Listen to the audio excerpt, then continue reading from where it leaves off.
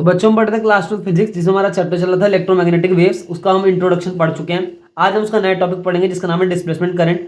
अब displacement current का जो कॉन्सेप्ट है ना, वो कभी कभी 1 नंबर में भी पूछा जाता है और कभी कभी 2 या 3 नंबर में भी पूछा जा सकता है। अगर बड़े नंबर में पूछेगा तो आपको क्या लिखना है, 1 नंबर में क्या पूछेगा तो मैं आपको पहले ही बता चुका हूँ, लेकिन फिर भी डिस्प्लेसमेंट करंट की जो डेफिनेशन है, अगर 1 नंबर में आ गई तो आप क्या बोलेंगे, तो वो क्या थी आपको फिर से बोलता हूँ। द एडिशनल करंट, जैसा बोलूंगा आप वैसे नोट डाउन कर लो।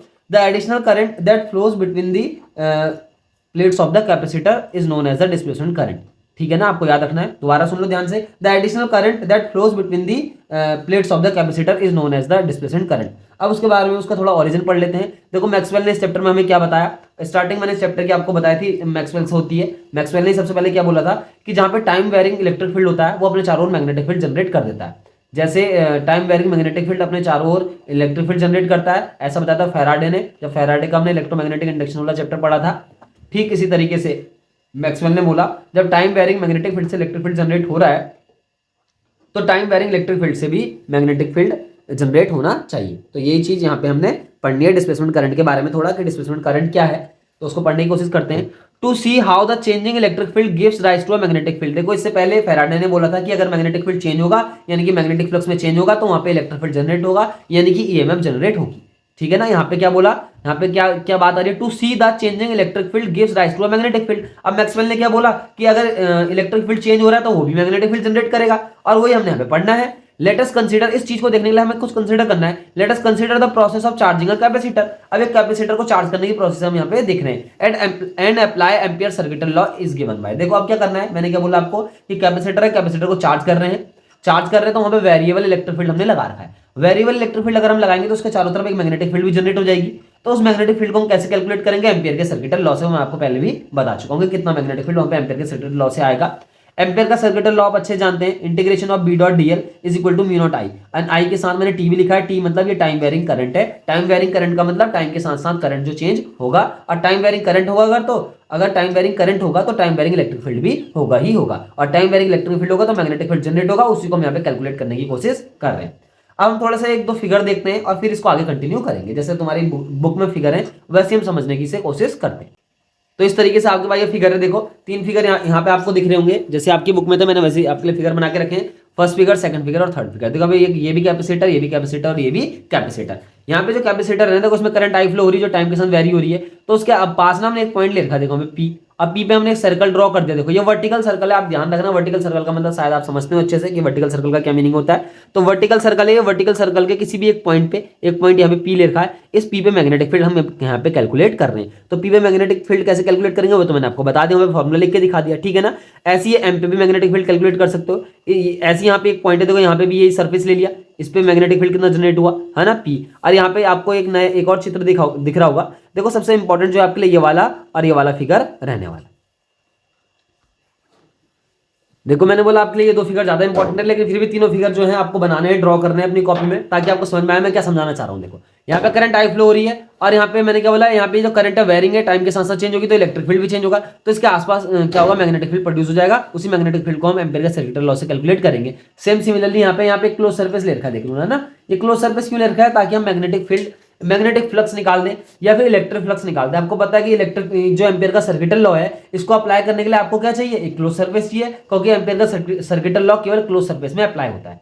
आपने 2 लॉ पढ़े, देखो मैं आपको याद दिलाता हूं, एक तो गॉस लॉ इन इलेक्ट्रोस्टैटिक्स, एक आपने पढ़ा एम्पियर का सर्किटल लॉ इन मैग्नेटोस्टैटिक्स। ये जो दोनों लॉ है ना, ये दोनों लॉ क्लोज सरफेस के लिए ही होते हैं, कि क्लोज सरफेस होगा तभी जाके वैलिड होंगे। तो यहाँ पे भी हमने इसलिए एक क्लोज सरफेस यहाँ पे कंसीडर कर लिया, और उसी मैग्नेटिक फील्ड को हम कैलकुलेट कर रहे हैं, और यहाँ पे भी हमने एक क्लोज सरफेस मान लिया है ना। पहले तो सिंपल हमने यहाँ पे क्या करा कि मैं इस पी पॉइंट पे मैग्नेटिक फील्ड निकालने की हम बात कर रहे हैं, तो इस पी पॉइंट पे मैग्नेटिक फील्ड निकालने के लिए हम पूरा कंप्लीटली क्लोज सरफेस कंसीडर करेंगे, जैसे यहाँ पे करा।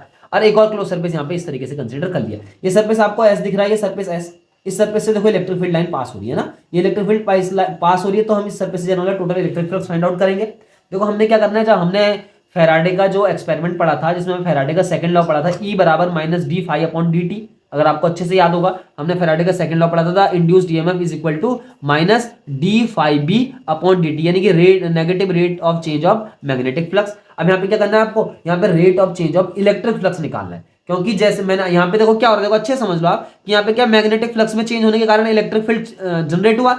अब आपको क्या करना है, यहाँ पे इलेक्ट्रिक फ्लक्स में चेंज होने के कारण आपको क्या कैलकुलेट करना पड़ेगा, यहाँ पे इलेक्ट्रिक फ्लक्स में होने वाला चेंज, और उससे जो जनरेट होगा ना वही क्या होगा आपके पास, मैग्नेटिक फील्ड हो जाएगा। यानी कि d phi E upon d t आपको निकालना है। जैसे d phi B upon d t आपने निकाला तो क्या आया था, इलेक्ट्रिक फील्ड निकल के आया, यानी कि मैग्नेटिक फ्लक्स में होने वाले चेंज के कारण इलेक्ट्रिक फील्ड निकल के आया था। ऐसे इलेक्ट्रिक फ्लक्स में होने वाले चेंज के कारण मैग्नेटिक फील्ड निकल के आएगा। तो हमें यहाँ पे एक्चुअली में जो कैलकुलेट करना है वो d phi E upon d t करना है। फाई ई क्या है, इलेक्ट्रिक फ्लक्स। कौन सा इलेक्ट्रिक फ्लक्स है, पासिंग थ्रू दिस सरफेस, आपको याद रखना है, ठीक है ना। थोड़ा सा फिगर जो मैं आपको समझाया, अब इसको आगे कंटिन्यू करते हैं। तो देखो आपके पास सामने मैंने बोल दिया कि उस पॉइंट पी पे, जिस पॉइंट पी की हम बात कर रहे हैं, पहले तो हमने क्या बोला कि हम उस एम्पियर के सर्किटल लॉ को अप्लाई करने के लिए क्लोज सरफेस को कंसीडर करेंगे, ठीक है ना।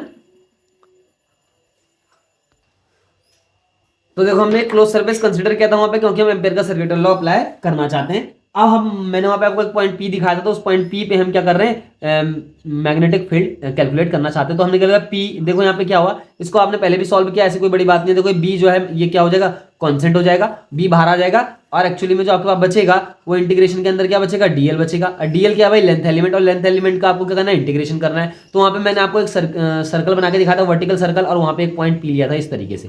कैपेसिटर के बाहर हमने क्या लिया था, एक सर्कल बनाया था, वर्टिकल सर्कल, और उस पर एक पॉइंट पी लिया था, है ना।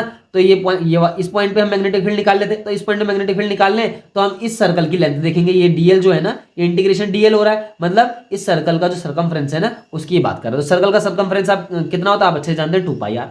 तो डीएल की जगह आपने 2 पाई आर रखा, अब म्यू नॉट, और ये आई हो गया, और आई के साथ टी भी लिख दिया, क्योंकि टाइम के साथ वेरी होने वाला ये करंट है। B is along the circumference, आपको याद रखना है जो बी की डायरेक्शन होगी अलोंग द सर्कमफ्रेंस होगी। अब ऑन अप्लाइंग एम्पियर्स लॉ, ठीक है ना। अब एम्पियर के लॉ को आपने अप्लाई करना है, और आगे को उसको हम कंटिन्यू करने की कोशिश करते हैं कि एम्पियर के लॉ को कैसे अप्लाई यहाँ पे किया जाएगा।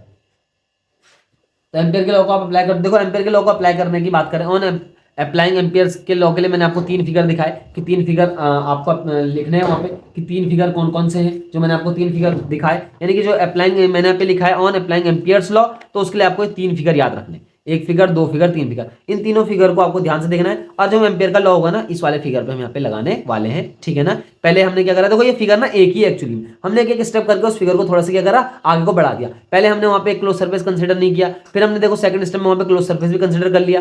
तो फिर हमने वहाँ पे क्या करा, तो एक क्लोज सर्फेस, और इसको इस तरीके से एक क्लोज सर्फेस एस कंसीडर कर लिया यहाँ पे, और ताकि हम यहाँ से जाने वाला इलेक्ट्रिक फ्लक्स निकाल सके। मैंने आपको पहले बताया यहाँ पे आपको rate of change of electric flux निकालना है, तभी जाके उस करंट की वैल्यू, उस मैग्नेटिक फील्ड की वैल्यू निकल के आएगी। तो उसी चीज की हम यहाँ पे बात कर रहे हैं, आगे कंटिन्यू करते हैं। देखो हम स्टार्ट करते हैं एम्पियर का सर्किटल लॉ अप्लाई करने के लिए। सबसे पहले हम क्या करेंगे, इसको ना लिखने की जगह आप क्या लिखो, फाई ई निकालो, फाई थ्रो एस, मतलब आपको क्या लिखना है, यहाँ पे एक लाइन लिखनी है, इलेक्ट्रिक फ्लक्स, मैंने बोला आपको क्या कैलकुलेट करना है, यहाँ पे इलेक्ट्रिक फ्लक्स कैलकुलेट करना है through surface S, through surface S, S surface से आपको इलेक्ट्रिक फ्लक्स निकालना है। तो लिख लेते हैं इसको कट करके, phi E is equal to, कैसे निकलता है इलेक्ट्रिक फ्लक्स, अगर आपको फॉर्मूला याद होगा, इलेक्ट्रिक फ्लक्स का फॉर्मूला है ई और ए। अगर आपको याद होगा तो हमने जब पढ़ा था फाई ई बराबर जो होता है वो होता है E dot D A cos theta, या फिर इसको डी फाई ई भी आप इस तरीके से लिख सकते हैं, ठीक है ना। तो वही है, देखो ई की जगह हमने मॉड ऑफ ई ले लिया, क्योंकि मैग्नीट्यूड फॉर्म ले रहे हैं हम, और डी ए की जगह ना टोटल एरिया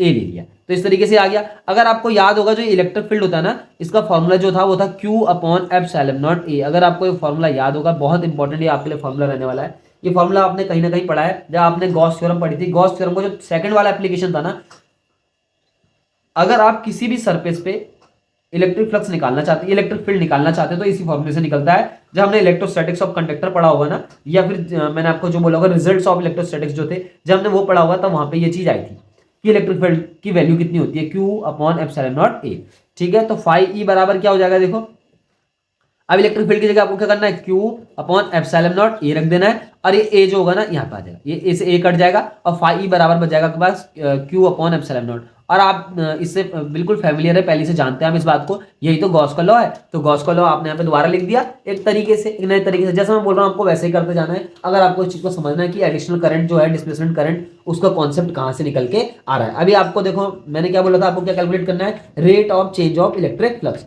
तो हम वही कैलकुलेट करने की यहाँ पे कोशिश करेंगे। तो सबसे पहले हम क्या लिखते हैं, देखो अभी तो आप कैलकुलेट करके आ चुके हो कि फाई ई बराबर आपके पास क्या था, क्यू अपॉन एप्सिलॉन नॉट, यानी कि गॉस लॉ आप निकाल चुके। आपको यहाँ पे क्या कैलकुलेट करना पड़ेगा, the rate of change of electric flux. तो d phi E upon d t आपको कैलकुलेट करना है। तो किस तरीके से निकलेगा, देखो d by d t q upon epsilon naught, अच्छे जानते हैं। और ये 1/ε0 जो है ना ये बाहर आ जाएगा क्योंकि कांस्टेंट नंबर है, आपको ये भी पता है। इसको permittivity of the free space बोलते हैं और इसकी वैल्यू भी आपको पता होगी। सारी बातें मैंने आपको पहले से ही बता रखी है, ठीक है ना। अगर आपको कुछ समझ में नहीं आता तो आप प्लीज पुरानी वीडियोस देख सकते हैं। तो देखो अब यहाँ पे हम निकाल रहे हैं फिलहाल तो rate of change of electric flux. dq by dt अगर आपको याद होगा इसी को तो करंट बोलते हैं, यही तो करंट है। तो एक्चुअली में जो d phi E upon d t बराबर क्या आ गया, देखो ये dq अपॉन dt की जगह आप i लिख सकते हैं, इस तरीके से ये i निकल के आ जाएगा। और जो i जो है ना यही है इनकंसिस्टेंसी, यही क्या है, इनकंसिस्टेंसी ऑफ एम्पियर्स लॉ। आपको याद रखना, very important, inconsistency of ampere law, of ampere law. यानी कि एम्पियर ने जो बोला था ना, एम्पियर ने क्या बोला था, सिंपल सी बात, एम्पियर ने बोला था integration b dot d l बराबर म्यू नॉट आई। जो ये आई है यही उसकी क्या है, इनकंसिस्टेंसी। और ये जो एक्चुअली में जो आई है ना, ये जो कंडक्शन करंट आई नहीं है, यहाँ पे हम कैपेसिटर की बात कर रहे हैं ना, ये कंडक्शन करंट आई थोड़ी है। ये जो आई है ना, ये आई के दो पार्ट है। किस तरीके से, यानी कि एक तो इसमें कंडक्शन करंट आएगी जो पहले से फ्लो हो रही है बैटरी के कारण, और एक जो एडिशनल करंट जो between the plates of capacitor flow हो रही है, जिसको हम डिस्प्लेसमेंट करंट कहते हैं। मैंने आपको पहले बोला अगर डिस्प्लेसमेंट करंट की डेफिनेशन पूछेगा तो आपको लिखना है the additional current that flows between the plates of the capacitor is known as the displacement current, simple सी बात, and it is denoted by I D. आपको इतना लिखना है। और डिस्प्लेसमेंट करंट का जो फॉर्मूला बताऊंगा वो भी आपको यहाँ पे लिखना पड़ेगा। एक्चुअली में अब देखो यहाँ पे जो आपने क्या करना है, अब आपको क्या करना है, देखो जो ये इनकंसिस्टेंसी हो गई आई में हमने इनकंसिस्टेंसी निकाल दी। कितनी इनकंसिस्टेंसी हुई एम्पियर के सेकेंडरी लॉ में, वो आपको देखो साफ दिख रहा होगा। आई की वैल्यू निकाल दो यहाँ से, कितनी इनकंसिस्टेंसी हुई। आई बराबर क्या हो जाएगा, एप्सिलॉन नॉट और d phi E upon d t. आपको कुछ दिख रहा होगा, ध्यान से मैंने क्या निकाला, आई बराबर epsilon naught d phi E upon d t. ठीक है, जो ये आई है ना, ये आई ना होगा इसको हम क्या लिखेंगे, आईडी। आपको याद रखना है, हम एडिशनल करंट निकाल लेंगे, ये तो इनकंसिस्टेंसी तो निकाल रहे हैं एम्पियर के सेकेंडरी लॉ की। तो ये जो आई जो है ना, आई नहीं, ये क्या है, यही तो डिस्प्लेसमेंट करंट है, आईडी जो हमने निकाला। तो आईडी डिस्प्लेसमेंट करंट कितना निकल गया, epsilon naught d phi E upon d t. याद रखना, वेरी इंपॉर्टेंट। देखो हमने क्या पढ़ा था, मैंने आपको बताया कि वेरिएबल इलेक्ट्रिक फील्ड क्या कर सकता है, मैग्नेटिक फील्ड भी जनरेट कर सकता है। ऐसा किसने बोला, मैक्सवेल ने बोला। तो हम वही कैलकुलेट करने की कोशिश कर रहे हैं। और देखो जब variable electric field magnetic field generate कर देगा, इसका मतलब वहां पे करंट भी फ्लो होगी एडिशनल करंट। तो उसी एडिशनल करंट को यहाँ पे हम आईडी कहते हैं। और आईडी कैसे कैलकुलेट कर रहा है आप अच्छे से समझ लो, कैसे हमने कैलकुलेट किया आईडी को आप अच्छे से समझ लो। और आईडी की वैल्यू मैंने आपको बता दी, इसको डिस्प्लेसमेंट करंट बोल रहे हैं और इसका फॉर्मूला ये है। जबकि आपके पास अगर डिस्प्लेसमेंट करंट का टॉपिक आता है कि व्हाट इज डिस्प्लेसमेंट करंट, तो आपको ये लिखना है the additional current that flows between the plates of the capacitor is known as the displacement current and its formula is given by ID equal to epsilon naught d phi E upon d phi E भी आप अच्छे जानते हैं। अब मैंने बोला if the, उसके बाद आपको लिखना है if the total current is I, if the total current is I, if the total current is I then I equal to I C plus I D. I C क्या है, conduction current. Conduction current क्या है, जो पहले से flow हो रही है सर्किट में, जो बैटरी के कारण फ्लो हो रही है। और आई डी क्या है, डिस्प्लेसमेंट करंट, जो हमने यहाँ से निकाल दी। अब इस तरीके से आप एम्पियर का जो लॉ था ना, उसको आप किस तरीके से एवोल्यूट कर सकते हैं, किस तरीके से उसको मॉडिफाई कर सकते हो, किस तरीके से मैक्सवेल ने एम्पियर के लॉ को मॉडिफाई करा, उसको मॉडिफाई करके हम लिखने की कोशिश कर लेते हैं यहाँ पे। तो यहाँ पे आप एक नया नाम लिखोगे जिसका नाम क्या होगा, देखो मॉडिफाइड एम्पियर सर्किटल लॉ। याद रखना है, जो कि मॉडिफाई किसने करा, ये भी आपको मैंने बता दिया, मैक्सवेल ने। Modified Ampere's circuital law, circuital law modify करो। एम्पियर का सर्किटल लॉ क्या था, integration B dot d l बराबर, हमने क्या निकाला था आपको अच्छे से पता है, म्यू नॉट आई था। तो म्यू नॉट आई ना होकर क्या हो जाएगा, आई प्लस आई डी हो जाएगा। डिस्प्लेसमेंट करंट भी वहां पे आ जाएगी। और इसको थोड़ा सा और सही करते हैं, integration B dot d l बराबर म्यू नॉट, आई को ऐसे ही रहने दो, ये तो कंडक्शन करंट है ना, इसे आई सी कर दो conduction current, plus I D की वैल्यू रख दो आप वहां पे। वो कितनी निकाली हमने, epsilon naught d phi E upon d t. तो इस तरीके से ये एम्पियर का जो सर्किटल लॉ है ना, उसको मॉडिफाई करा था मैक्सवेल ने, और इस तरीके से उसका फॉर्मूला निकल के आता है। बहुत बहुत इंपॉर्टेंट फॉर्मूला आपके लिए रहने वाला है, ध्यान रखना है आपको। अब हमने यहाँ पे क्या निकाल दिया, मॉडिफाइड एम्पियर सर्किटल लॉ। और किसने मॉडिफाई करा, मैक्सवेल ने करा। और ये यहाँ पे जो एडिशनल करंट आई ना आईडी, इस चीज पे आपको मेनली फोकस करना है। एम्पियर ने तो क्या बोला था कि म्यू नॉट, क्या बोलता है एम्पियर ने कि integration B dot d l equal to mu naught I. और आई की जगह ना उसने कंडक्शन करंट आई समझा था, लेकिन एक्चुअली वहां पे कंडक्शन करंट ही नहीं होता, एक एक्स्ट्रा करंट फ्लो होती है कैपेसिटर की प्लेट के बीच में, जिसे हम डिस्प्लेसमेंट करंट कहते हैं। और उस डिस्प्लेसमेंट करंट का ऑरिजिन हमने समझ लिया, और क्या उसका फॉर्मूला है वो भी हमने देख लिया। और इसलिए हमने एम्पियर का जो सर्किटल लॉ है ना, उसको मॉडिफाइड फॉर्म में लिख दिया है। तो integration B dot d l is equal to mu naught I C plus I D, और आई डी की वैल्यू हमने यहाँ पे पुट कर दी है। ठीक है, तो ये था आपका डिस्प्लेसमेंट करंट का टॉपिक। डिस्प्लेसमेंट करंट में जितना आपके पास था उतना मैंने आपको समझाने की कोशिश करी। अगर आपको समझ में आया तो प्लीज़ लाइक करें, शेयर करें। ठीक है, और अगर आपको कुछ और एक्स्ट्रा चीज़ें चाहिए, मैं आपको पहले ही बताता हूँ, कुछ एक्स्ट्रा आपको कंटेंट चाहिए हो, कुछ एक्स्ट्रा एमसीक्यूज चाहिए, एक्स्ट्रा वीडियोस चाहिए, किसी स्पेशल टॉपिक पे वीडियोस चाहिए, तो आप मेरे को बता सकते हैं। और डिस्प्लेसमेंट करंट के बारे में फिलहाल आपके पास इतना ही है। Thank you.